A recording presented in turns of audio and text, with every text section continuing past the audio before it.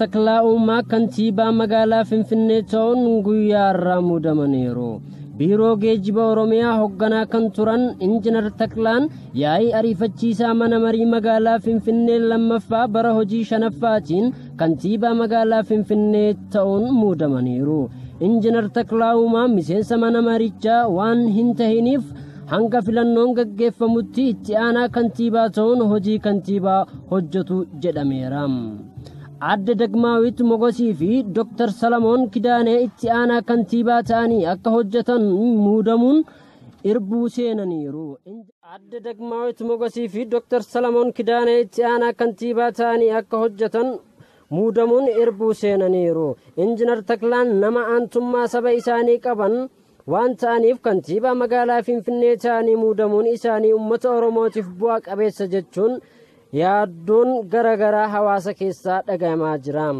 Magaalaa Finfinnee duraanii obbo Dirribaa Kumaa dhiyeenyumatti kana muudaman ambaasaaddar pirezidaantii Itoophiyaa Dr. Mulaatuu Tashoomaa isaan kennamuun kan yaadatamu.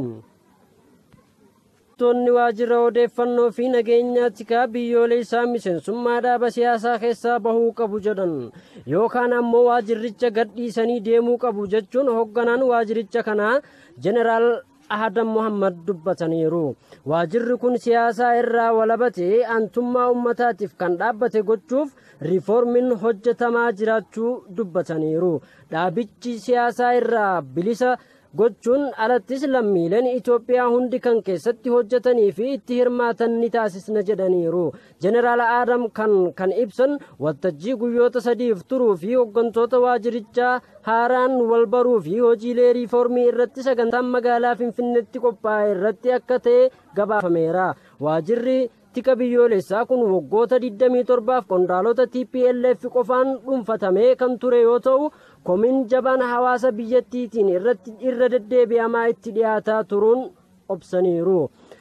Obbo Geetaachoo Asaffaatiin hoogganamaa kan ture waajjirri kun hooggantoonni sirnichaa amanamoo ta'anii kanneen waajjira kana keessa hojjechaa turan keessattuu ummata Oromoo irratti gocha gara jabeessaa ajjechaa qaama hir'isuu fi gocha argaaf dhageettiidhaaf illee hin tolle hojjechaa raawwatuun isaanii ibseera.